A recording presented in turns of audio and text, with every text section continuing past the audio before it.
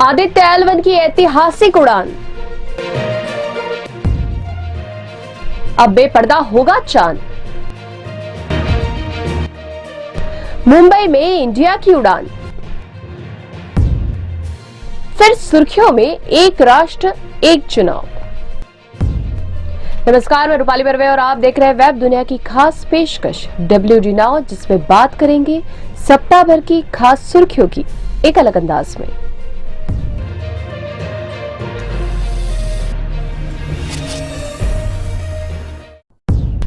चंद्रमा के दक्षिणी ध्रुव पर भारत के रोवर प्रज्ञान की चहलकदमी के बीच भारत ने अब सूर्य से नजरें मिलाने के लिए उड़ान भर ली है। भारत का ऐतिहासिक सूर्य मिशन आदित्य L1 पृथ्वी से 15 लाख किलोमीटर दूर L1 पॉइंट यानी कि लैग्रेंजियन बिंदु पर जाकर रुकेगा। अगर भारत के इसरो का यह आदित्य L1 मिशन सफल होता है तो यह न सिर्फ भारत के लिए बल्कि पूरी दुनिया के लिए एक ऐतिहासिक उपलब्धि होगी। इसरो अध्यक्ष एस सोमनाथ के मुताबिक सूर्य मिशन को L1 पॉइंट तक पहुंचने में 125 दिन लगेंगे। आदित्य L1 को सूर्य परिमंडल के दूरस्थ अवलोकन और L1 पॉइंट सौर हवा का वास्तविक अवलोकन करने के उद्देश्य से डिजाइन किया गया है। इसरो के अनुसार सूर्य और पृथ्वी के बीच 5 लैग्रेंजियन बिंदु है और प्रभामंडल कक्षा में L1 बिंदु से उपग्रह सूर्य को बिना किसी बाधा के लगातार देखकर अध्ययन से जुड़ी जानकारियां प्रदान करेगा। इसरो के मुताबिक सूर्य का अध्ययन करके आकाशगंगा के साथ साथ अन्य आकाशगंगाओं के तारों के बारे में भी बहुत कुछ सीखा जा सकता है। सूर्य पर कई विस्फोटक घटनाएं होती रहती है, जिससे यह सौर मंडल में भारी मात्रा में ऊर्जा छोड़ता है। इस तरह की घटनाओं से अंतरिक्ष यान और संचार प्रणालियों में गड़बड़ी हो सकती है, इसलिए इस तरह की घटनाओं की पूर्व चेतावनी से ही सुधारात्मक उपाय संभव है। यान में लगे कुल 7 उपकरणों में से 4 सीधे सूर्य को देखेंगे, जबकि शेष 3 L1 बिंदु पर कणों और क्षेत्रों का वास्तविक अध्ययन करेंगे। शुरू में आदित्य L1 अंतरिक्ष यान को पृथ्वी की निचली कक्षा में स्थापित किया जाएगा। बाद में जैसे ही अंतरिक्ष यान L1 की ओर बढ़ेगा, यह पृथ्वी के गुरुत्वाकर्षण क्षेत्र से बाहर निकल जाएगा। आदित्य L1 का प्राथमिक उपकरण विजिबल एमिशन लाइन कोरोनाग्राफ इच्छित कक्षा तक पहुंचने पर विश्लेषण के लिए जमीनी केंद्र को प्रतिदिन 1440 तस्वीरें भेजेगा।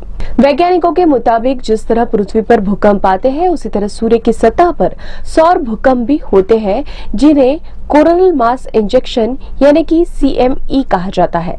इन CME की रफ्तार लगभग 3000 किलोमीटर प्रति सेकंड होती है। कुछ CME पृथ्वी की ओर भी आ सकते हैं। सबसे तेज CME लगभग 15 घंटे में पृथ्वी के निकट पहुंच सकता है। दरअसल 1989 में जब सौर वायुमंडल में भारी हलचल हुई तो कनाडा में क्यूबेक क्षेत्र लगभग 72 घंटों तक बिजली के बिना रहा था। वहीं 2017 में CME की वजह से ही स्विट्जरलैंड का ज्यूरिख हवाई अड्डा करीब 14 से 15 घंटे तक प्रभावित रहा था। इसलिए सूर्य की लगातार निगरानी के लिए अवलोकन केंद्र स्थापित करना बहुत महत्वपूर्ण है, जो L1 बिंदु से संभव है। उम्मीद करें कि भारत का सूर्य मिशन सफल हो, क्योंकि यह न सिर्फ भारत के लिए बल्कि समूची मानवता के हित में है। एक हिंदी फिल्म का गीत है, चांद से पर्दा कीजिए, लेकिन अब चांद से पर्दा करने की जरूरत नहीं है, क्योंकि भारत का रोवर प्रज्ञान चांद को ही बेपर्दा करने के काम में जुट गया है। प्रज्ञान द्वारा जो जानकारियां जुटाई जा रही है, उनसे न सिर्फ चांद की सतह के रहस्य उजागर होंगे, बल्कि चांद की उत्पत्ति का भी पता लगाया जा सकेगा। वैज्ञानिकों का कहना है कि चंद्रयान 3 मिशन के परीक्षणों के बाद चंद्रमा के दक्षिणी ध्रुव क्षेत्र में सल्फर की मौजूदगी को प्रमाणित किया गया है। यह ऐसी पहली ऐतिहासिक खोज है जो चंद्रमा की उत्पत्ति का सुराग दे सकती है। LIBS उपकरण ने एल्यूमिनियम, कैल्शियम, लोह, क्रोमियम, टाइटेनियम, मैग्नीज, सिलिकॉन और ऑक्सीजन का भी पता लगाया है। इतना ही नहीं, रोवर ने चांद पर भूकंप का भी पता लगाया है। अंतरिक्ष के अध्ययन के लिए भी इन सब का काफी महत्व है। प्रज्ञान रोवर और विक्रम लैंडर पर लगे उपकरण लगातार चांद को स्कैन कर रहे हैं। वैज्ञानिकों का कहना है कि गंधक की मौजूदगी के रहस्योद्घाटन से चंद्रमा की संरचना और इसके ज्वालामुखी अतीत का सुराग मिल सकता है। दरअसल सतही गंधक ज्वालामुखीय गतिविधि से आता है, जो चंद्रमा के इतिहास इतिहास में किसी बिंदु पर भारी ज्वालामुखी का संकेत देता है। हालांकि वैज्ञानिक यह भी कहते हैं कि यह पहचान केवल एक ही स्थान से हुई है, इसलिए स्पष्ट तस्वीर प्राप्त करने के लिए हमें अधिक डेटा की आवश्यकता है। इसमें कोई संदेह नहीं कि असली बातें गहन अध्ययन के बाद ही सामने आएंगी, लेकिन अभी हम जरूर कह सकते हैं कि चंदा मामा अब दूर के नहीं रहे। Indian national development inclusive alliance यानी कि विपक्षी गठबंधन इंडिया की मुंबई बैठक के बाद देश की सियासत का पारा चढ़ गया है। विपक्षी गठबंधन में राजनीतिक दलों की संख्या 26 से बढ़कर 28 हो गई है। हालांकि गठबंधन के लोगों और संयोजक पर अभी कोई फैसला नहीं हुआ है।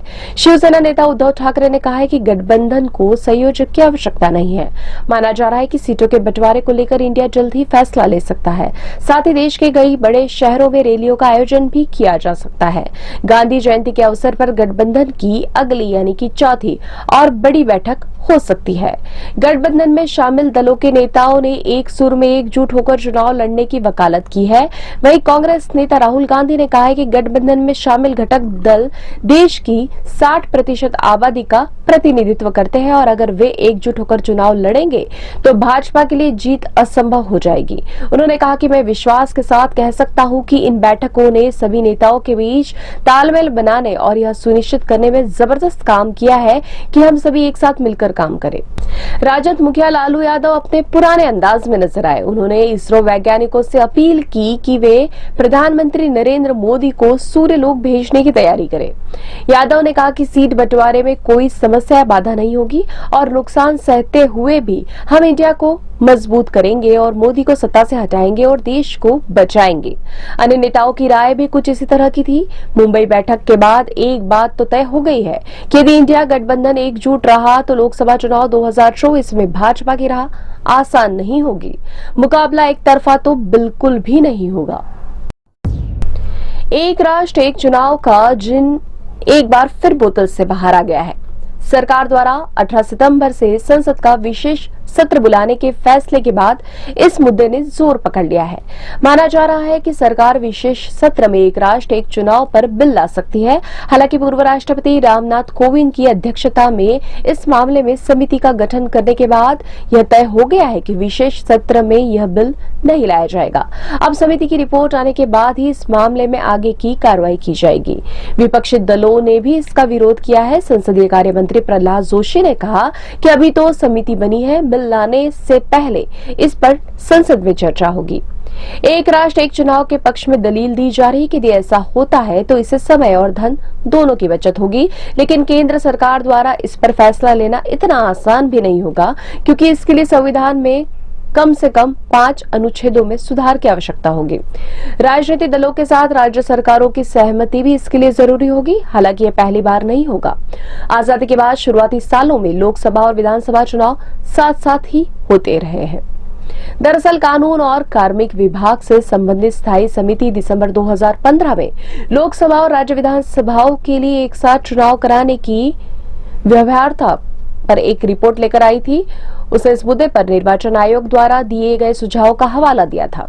एक साथ चुनाव कराने के लिए आयोग ने अनुमान जताया था कि ईवीएम और वीवीपैट की खरीद के लिए कुल 9,284.15 करोड़ रुपए की जरूरत होगी। साथ ही उसमें भी कहा गया था कि मशीनों को हर 15 साल में बदलने की भी आवश्यकता होगी, जिस पर फिर से व्यय करना होगा। लोकसभा और विधानसभा चुनाव एक साथ कराने की बात पहले भी उठ चुकी है, लेकिन यह अंजाम तक नहीं पहुंच पाई। अब खबरें संक्षेप में। जेट एयरवेज के संस्थापक नरेश गोयल को पूछताछ के बाद ईडी ने किया गिरफ्तार। 538 करोड़ रुपए के घोटाले का आरोप।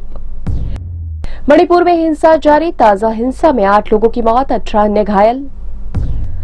मौसम विभाग ने कहा कि सितंबर में फिर दस्तक दे सकता है मानसून। केरल में लौटा बारिश का दौर। देश की आर्थिक वृद्धि दर पहली तिमाही में 7.8% रही। भारत तेजी से बढ़ती अर्थव्यवस्था। ये थी वेब दुनिया की खास पेशकश WD नाउ। अगले सप्ताह की सुर्खियों के साथ फिर हाजिर होंगे। नमस्कार।